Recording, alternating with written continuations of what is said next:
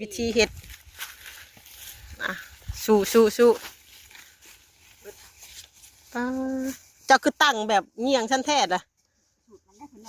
ต้องเอาสูตรแบบนั้นบ่แนมที่คาบใครนี้วะนะฮะ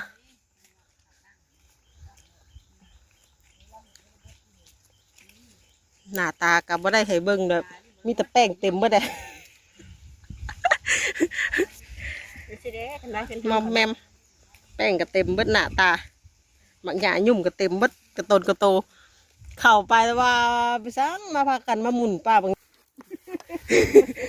อย่ามันเหียเด้มันกระไตดุดไปโหโอ้ใส่สูบแบบนี้เหรอเฮ้ยเขาเจ้าเฮ็ดเดี๋ยวบางนี่เตะของมันน้อยเท่าไรนี่คือ